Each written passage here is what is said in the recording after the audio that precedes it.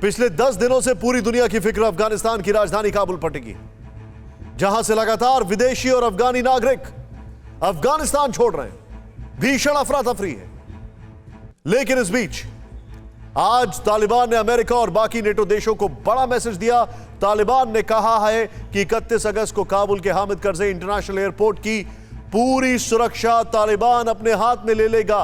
31 अगस्त के बाद काबुल में विदेशी सेना का एक भी जवान नहीं दिखना चाहिए।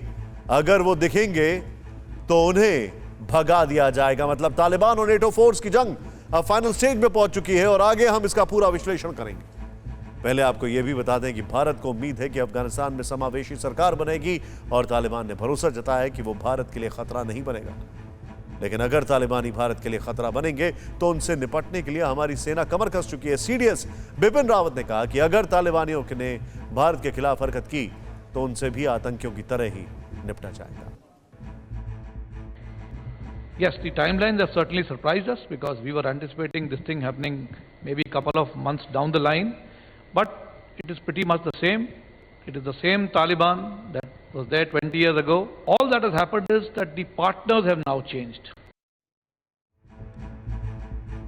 उधर अफगानिस्तान में पंजशीर और तालिबान के बीच जंग तेज हो गई।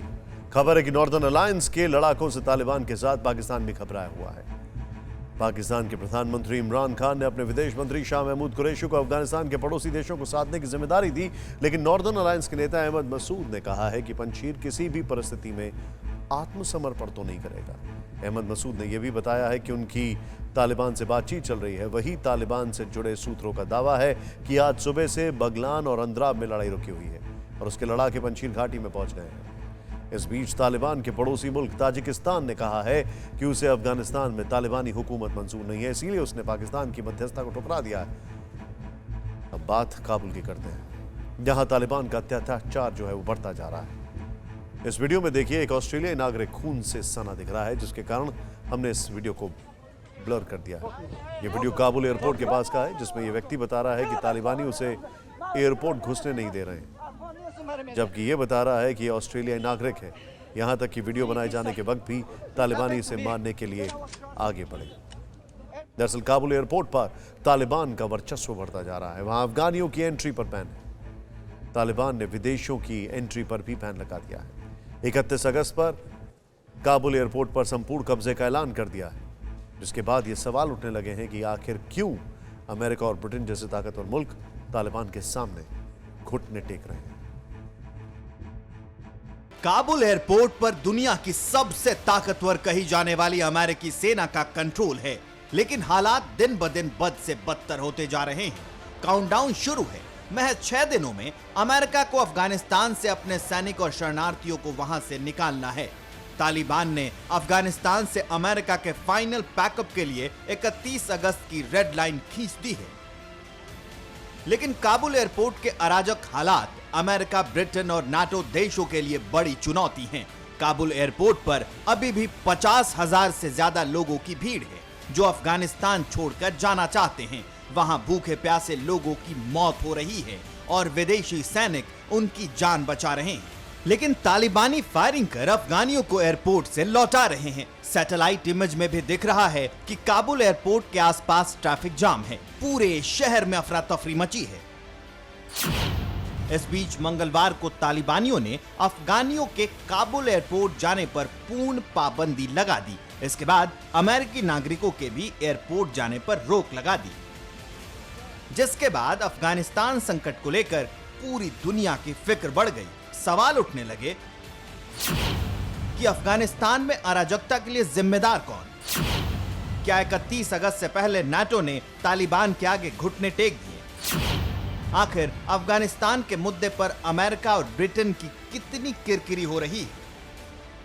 ये सवाल इसलिए क्योंकि जिस अमेरिका और नाटो की बाकी फौज ने 20 साल तक अफगानिस्तान से तालिबान को दूर रखा, महज 10 दिनों में अफगानिस्तान में पूरा गेम कैसे पलट गया? क्या तालिबान ने अमेरिका और ब्रिटेन की ताकत की कलई खोल दी? इन सवालों के बीच मंगलवार को अमेरिकी राष्ट्रपति जो बाइडेन की अध्यक्षता में G7 की इमरजेंसी मीटिंग हुई। बाइडेन और ब्रिटेन के प्रधानमंत्री बोरिस जॉनसन ने अफगानिस्तान के मुद्दे पर चर्चा की। G7 की मीटिंग में अफगानिस्तान की महिलाओं और अल्पसंख्यकों को लेकर भी बातचीत हुई। G7 के लीडर्स भविष्य में अफगानिस्तान में तालिबान सरकार के साथ वार्ता और मान्यता की शर्तों के साथ स्वीकार करने पर सहमत हुए। लेकिन हजारों अमेरिकी, यूरोपीय और दूसरे देशों के नागरिकों को अफगानिस्तान से निकालने की आखिरी तारीख 31 अगस्त से बढ़ाने पर बाइडेन ने सहमति नहीं जताई।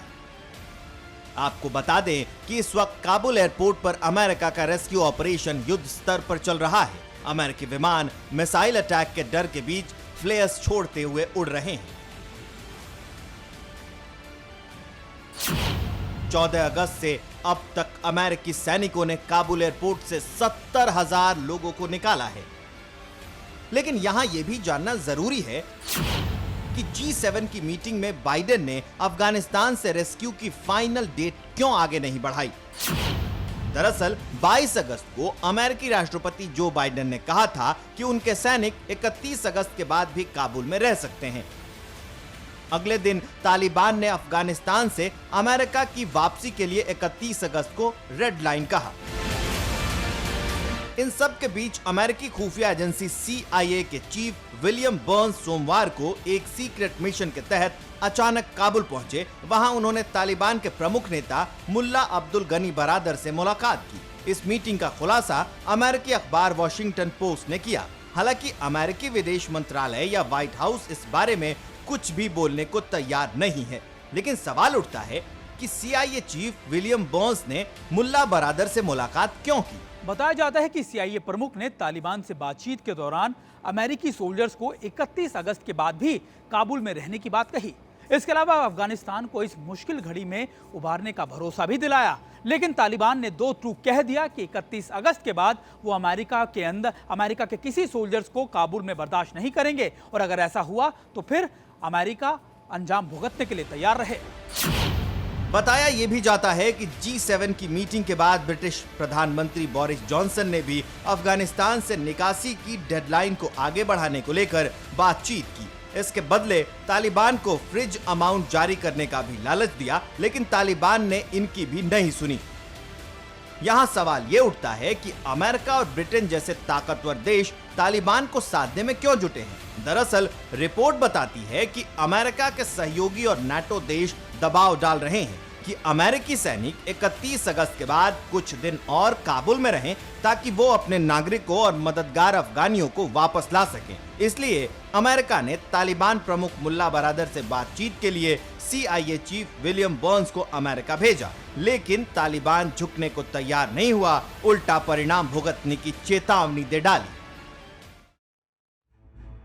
परवाह देश की, सोमवार से शुक्रवार रात 10 बजे TV9 भारतवर्ष पर।